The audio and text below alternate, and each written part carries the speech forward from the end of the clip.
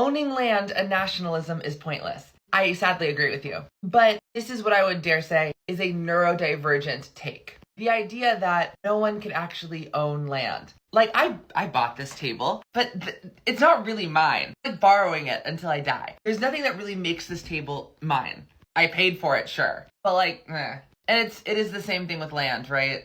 Oh, well, if somebody was there first, they own it. Really, like, does America really own the moon? We were there first. And then I'm not making something trivial. It is very serious. There are massive amounts of conflicts over land like Gaza, Israel, Congo, Ukraine, Russia, and all of these conflicts are fights over land. Who owns the land? Who owns the state? Who's going to protect their nation? Who's going to defend their nationalism? And these conflicts should be talked through and resolved. But I do want to validate this point. It is, again, a very neurodivergent point that I have, that it's kind of hard to express to, the general population. The idea that you can't own land at all. What are you going to do? Die with it and take it with you to the afterlife?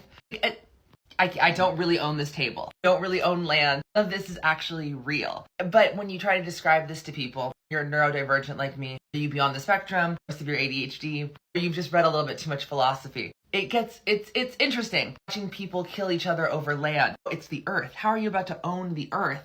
It was here billions of years before you. You're going to be here for a fraction of a second, and you're going to be gone. You don't own it. So again, I want to validate this point, and it's hard when your brain works a little bit differently than everybody, and you see people killing each other over owning land, because who was there first? Bro, just stand somewhere. It's whatever. Who cares who owns it? Live your life. But again, validating your point, it's hard to describe to people. I hope this helps.